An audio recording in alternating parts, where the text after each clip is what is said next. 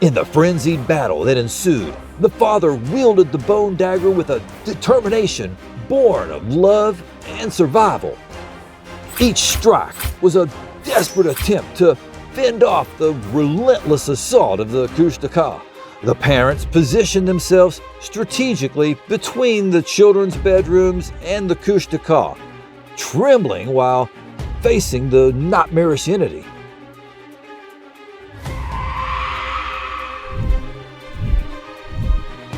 Roaring and taking wild swipes at the couple, the Kushtaka lunged at the father.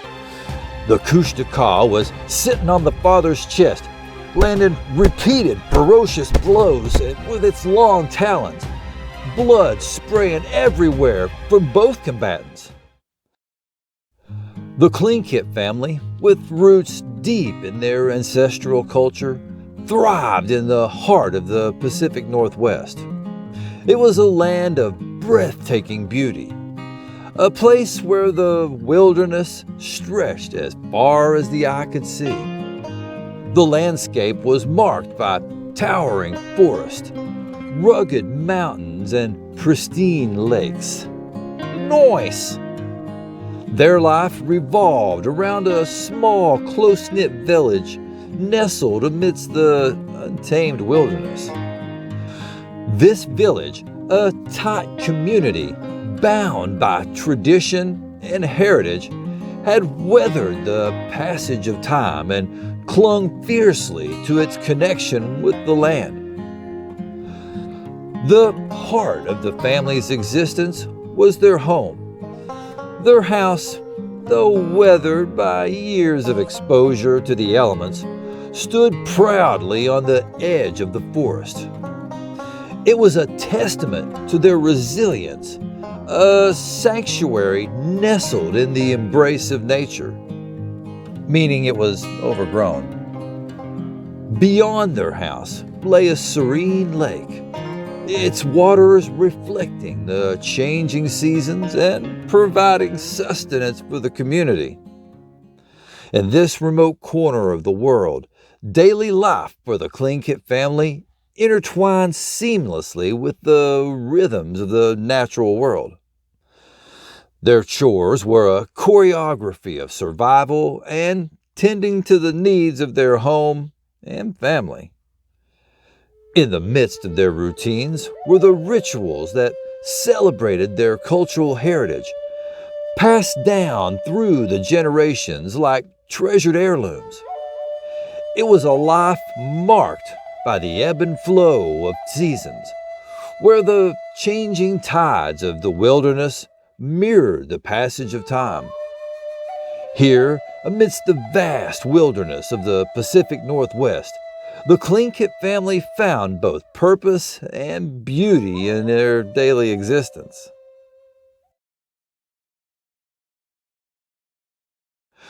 As the sun set, casting a warm, golden hue across the family's cozy home, the time had come for the family elder to share the age-old folklore of the Kushtaka with the wide-eyed children.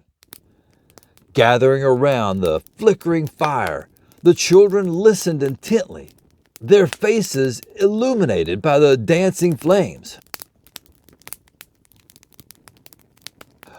The elder's voice crackled like burning timber as he wove the eerie and captivating stories of the Kushtaka. He spoke of a shape-shifting creature as being between 6 and 8 feet tall, covered in sleek, dark brown hair. It had glowing eyes and razor-sharp teeth. It had human-like feet, long talons for hands, and a tail. It's known for its cruel and sinister nature, and is considered both malicious and evil. The Kushtaka can assume any form it chooses, but prefers the form of half human, half otter. It lurks in the dense forests along the shores of their homeland, It's said to eat small children who wander too far from home. Well, that got dark real quick. The Kushtaka lures folks into the dark forest by mimicking the sound of a child crying or the screams of a woman in danger. When its victim wanders far enough into the woods or water, it either rips their body to shreds or bites them to turn them into a Kushtaka. Once turned into a Kushtaka, the person can never be reincarnated and would forever roam the earth. The children's initial fascination soon gave way to fear and apprehension as the elder's narrative got darker. He's going creepy old man on them. Their imaginations ran wild, conjuring haunting visions of the Kushtaka lurking just beyond the safety of their home, waiting for the right moment to strike. Wide-eyed and trembling, the children huddled closer together. Their fear unmistakable in the dimly lit room. The parents, their faces etched with anger, could no longer contain their frustration as the elder's storytelling took its toll on their precious children. They accused the elder of needlessly terrifying the youngsters with his boogeyman tales of the malevolent Kushtaka. Their voices rose in anger. Harsh words were exchanged like bitter winter winds. The elder, burdened by the guilt of instilling such fear in his grandkids, left the house that night. His departure was shrouded in sorrow and regret. As the elder's footsteps faded into the night, the family was left to grapple with the chilling narrative that had taken root in the hearts of their children. The seeds of fear sown that evening would soon bear dark and unexpected fruit. The day had begun like any other for the Tlingit family, with the father setting out to work in the sun-dappled fields that stretched alongside their home. The air was crisp, and the scent of the forest mingled with the promise of a productive day ahead. As the father sweated away, his hands tending to the earth, he noticed an unusual commotion near the lakeside. The family's dogs were barking incessantly and darting back and forth along the water's edge. He called on them to come, but they ignored him and continued barking wildly.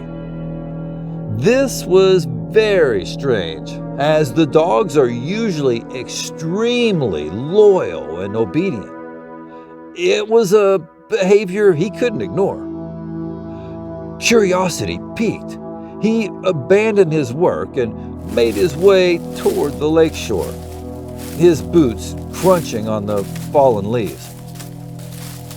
"Maximus? Valkyrie? Get over here, now!" He called out to the dogs again, his voice a mix of concern and command, but they paid him no heed. Their eyes were fixed on something unseen, and their agitation only grew. Approaching the source of their frenzy, the father's heart clenched in his chest as he stumbled upon a sight that would haunt his nightmares for years to come. There, among the tangled reeds and rocks, lay the torn-apart body of the family elder. It was a gruesome and horrifying scene, one that defied reason and explanation. Blood was everywhere, even splattered on the nearby tree trunks. Jesus Christ! Shaken to his core, the father knew he had no choice but to report the horrific discovery to the tribal police. It was a decision fraught with uncertainty, as the very fabric of their peaceful community was about to unravel before his eyes. With a heavy heart and a burden of dread, he left the lakeshore, leaving behind the mangled remains of the elder, and made the solemn journey to seek help from the authorities. With the grim discovery of the elder's torn-apart body, the peaceful life of the Tlingit family and their close-knit community plunged into chaos. The tribal police were summoned to the scene, their solemn presence casting a shroud over the lakeshore. The coroner, a seasoned figure with a demeanor as cold as the Alaskan winter, conducted an initial examination. He swiftly arrived at a troubling conclusion that sent shivers through the gathering crowd. "Bear attack," he declared with an air of grim authority. The father, standing among the onlookers, couldn't suppress his objection. He knew the ways of the land and understood the rhythms of nature intimately. It can't be," he protested, his voice trembling with disbelief. Bears hibernate this time of year." "What the fuck?" His words hung in the chilly air, challenging the official explanation.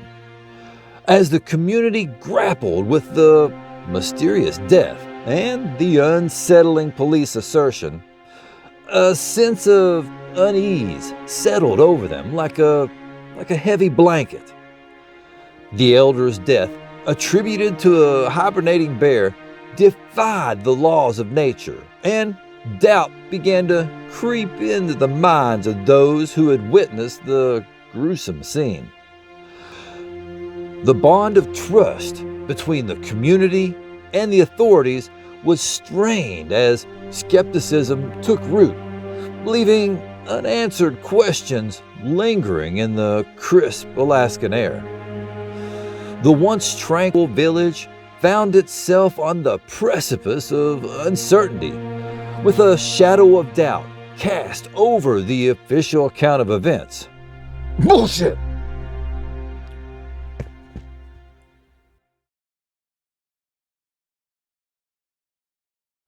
In the aftermath of the unsettling police verdict regarding the elder's demise, the father resolved to uncover the truth and protect his family. His journey led him to a trusted friend who was also a shaman renowned for his spiritual insight.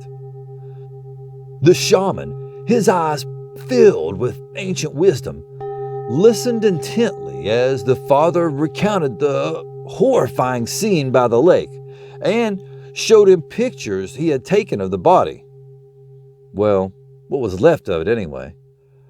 With a solemn nod, the shaman dispelled any doubt. It was not a bear, but the dreaded Kushtaka, a shape-shifting entity from Tlingit folklore. This revelation sent a chill down the father's spine, confirming the malevolent presence that had cast a shadow over their lives. The father and shaman, united in purpose, shared their findings with the tribal police, hoping for assistance in confronting the supernatural threat. However, their pleas were met with scorn and ridicule. The authorities dismissed the notion as mere superstition. Undeterred by the police's skepticism, the father and the shaman left the station, their resolve unshaken. As they ventured back to the family farm, the shaman noticed a mysterious, shadowy figure moving quickly through the forest. A haunting presence that left him unnerved and anxious. The shaman told the father what he saw, fearing it was the Kushtaka, but the father brushed it off, now getting a little skeptical of the lore. The shaman's expertise extended beyond theory. He possessed a profound understanding of the Kushtaka's nature and, more importantly, its vulnerabilities. His wisdom handed down through generations. They arrive at the farm and the shaman asks to look around the property. The father agrees. A few hours later, the shaman returns out of breath. The shaman presented the family with some strange fur that he found on some tree bark.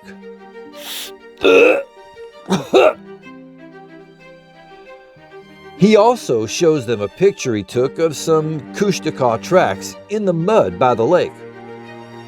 This undeniable proof confirmed the malevolent creature's proximity.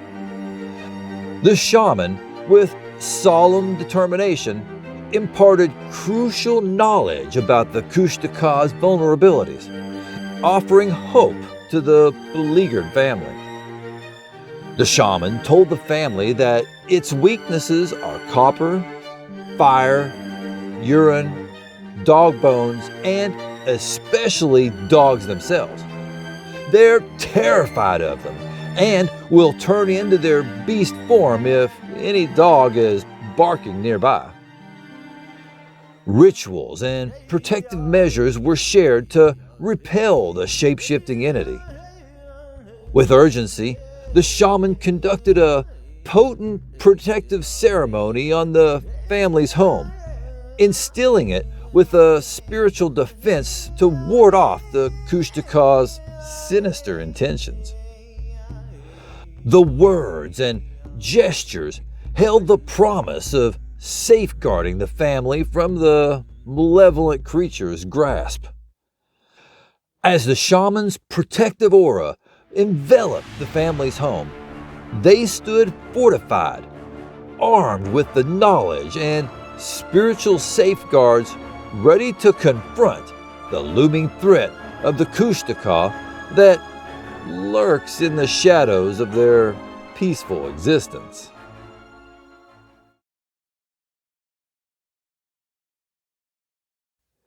In the days that following their encounter with the shaman and the unsettling revelations about the Kushtaka, an eerie quiet settled over the Tlingit family's home. It was the calm before the storm, a deceptive peace that concealed the malevolent forces at play. A week later, some of their farm animals were killed, their bodies ripped apart, very similar to the elder. The animal deaths on the farm cast a shadow over their daily routines, their lifeblood torn apart as inexplicable losses mounted.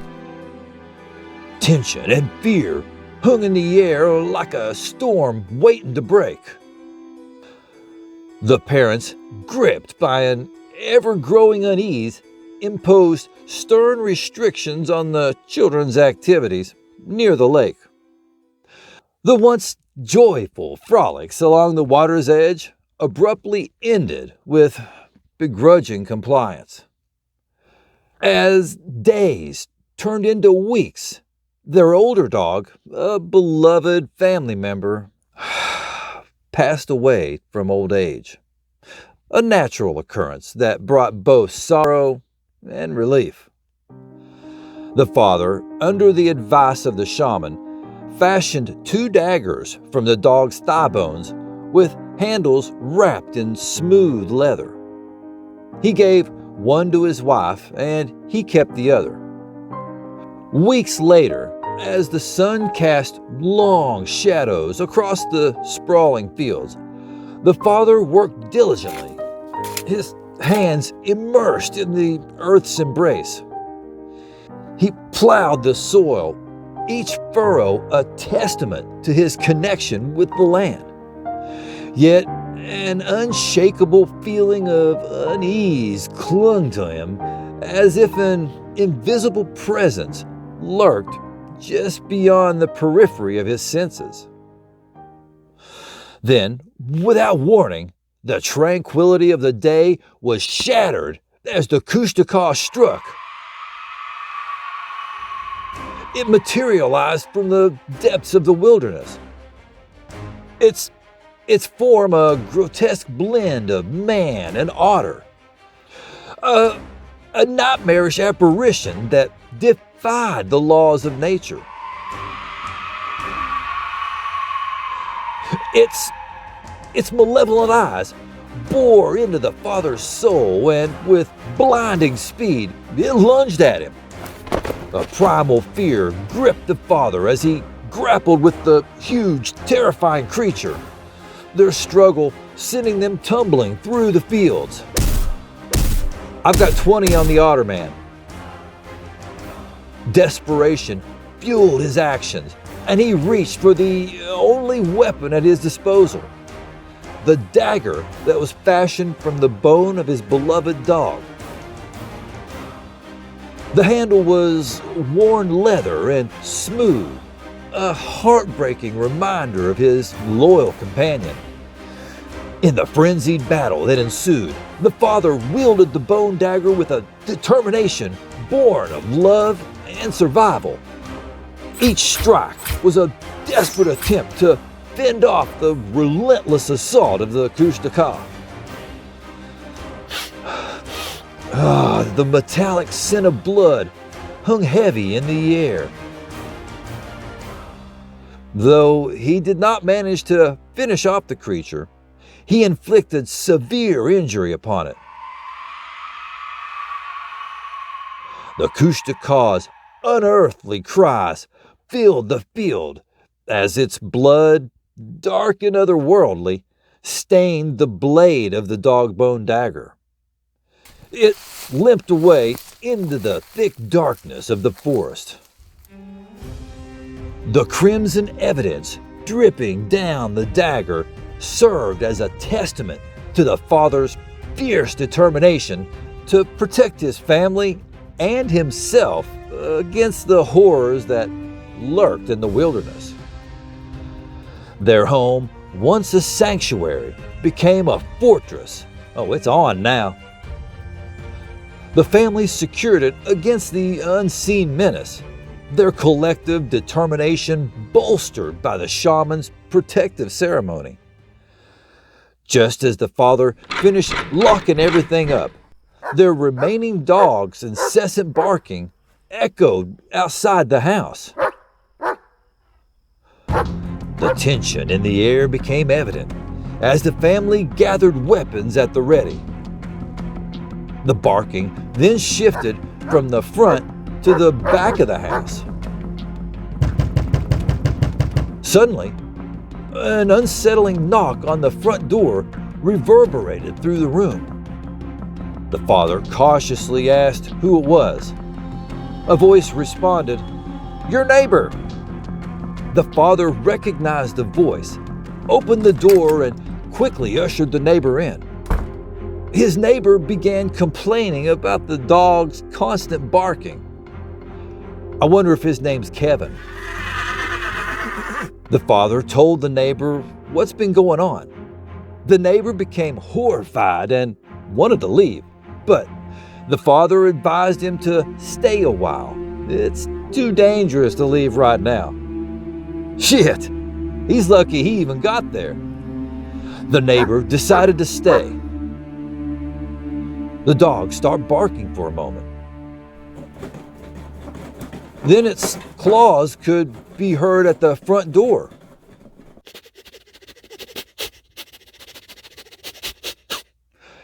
It began sniffing the doorway.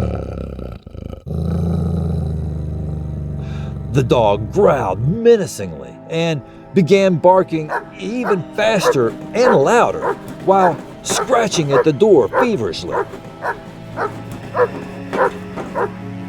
The family looked at the door puzzled, thinking the dog wanted in. The wife moved to open the door, but the neighbor, now with a menacing glint in his eye, blocked her path. Oh shit, I got a bad feeling about this. They asked him what he was doing. In the midst of the neighbor's response, a grotesque transformation occurred, and the neighbor began morphing into the dreaded Kushtaka itself. Panic erupted as the children screamed, dropped their weapons, and fled to their bedrooms. Slamming and locking the doors in complete terror, the parents positioned themselves strategically between the children's bedrooms and the Kushtaka, trembling while facing the nightmarish entity.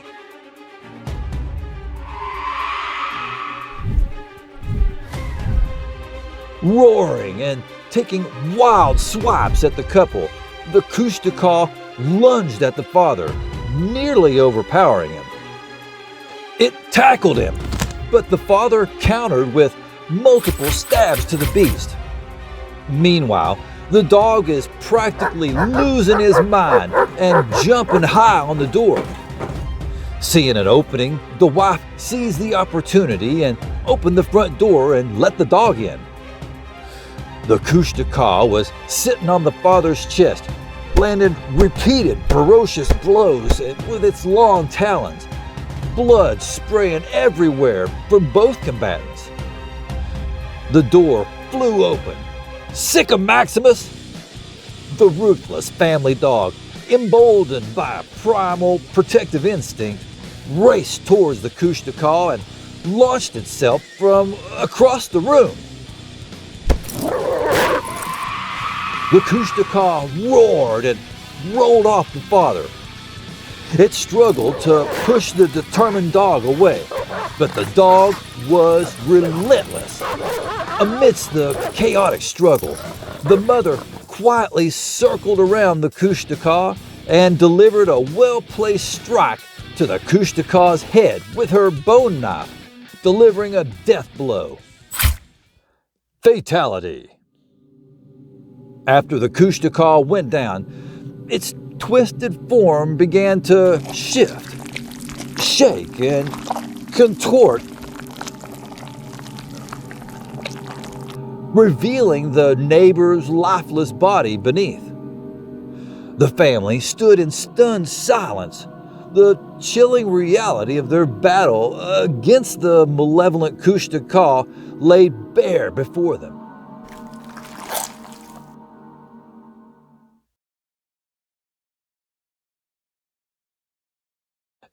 In the aftermath of their chilling encounter that left their neighbor dead, the Tlingit family grappled with a haunting dilemma: how to handle the lifeless body without arousing suspicion.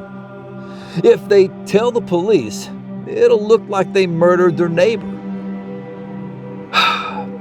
Desperation drove them, a fierce desire to protect their family and maintain a semblance of normalcy. The parents, gripped by fear and uncertainty, made a grim choice. They decided to hide his body by sinking it in the lake. However, they didn't tell the children. They've been through enough already. Probably a good idea.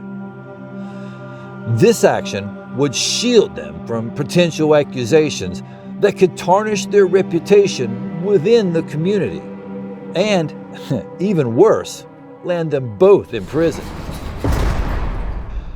Under the cloak of night, they carefully wrapped the neighbor's lifeless body and embarked on a clandestine journey to the lake that had become an unwitting witness to their tragedies.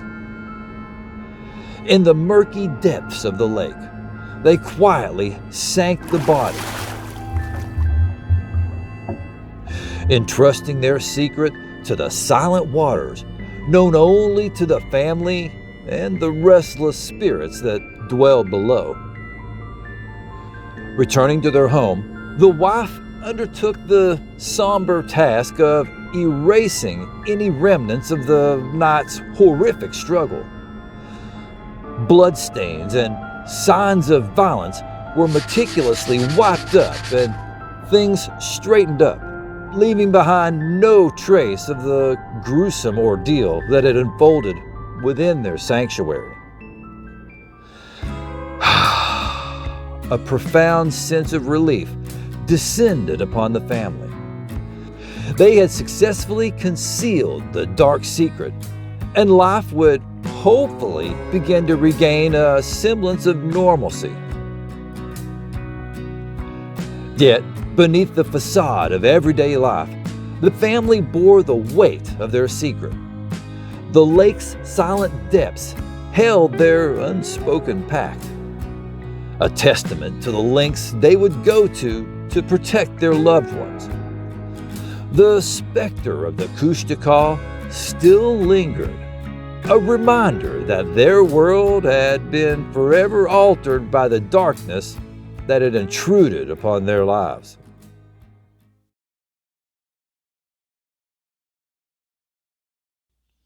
The next morning dawned with a deceptive tranquility. The family's home stood silent and still, and the air outside was crisp and clear. Yet an ominous foreboding lurked in the shadows, waiting to be unveiled. The mother ventured outside to feed the dog, but her routine took a grim turn as she discovered the lifeless body of their beloved companion. It was a puzzling sight. The dog was only 3 years old and had been healthy, with no visible injuries. Its death held an unsettling mystery. She checked the dog's water bowl and her heart sank as she observed the color of the water was off. It was an unnatural hue, a disquieting sign that something was amiss. The father, drawn by the mother's horrified expression, approached and leaned down to inspect the water. He took a deep, deliberate sniff, and a sinister grin spread across his face and said, "Yeah, I had to get rid of the dog. He was barking too much at me." Holy shit! The mother's face contorted from confusion to sheer horror as she realized the gruesome truth. Her husband, the man she had loved and trusted, had been tainted by the Kushtaka's malevolence. His transformation was complete, and the consequences of his chilling revelation began to unfold before her eyes. As the mother watched in terror, her husband's body underwent a grotesque, squishy and squeaky transformation. The Kushtaka, once lurking in the shadows, had now fully consumed him. The horrifying reality of what now towered over her sent a paralyzing shiver down her spine. She was left with the dreadful realization that her nightmare was far from over. The end.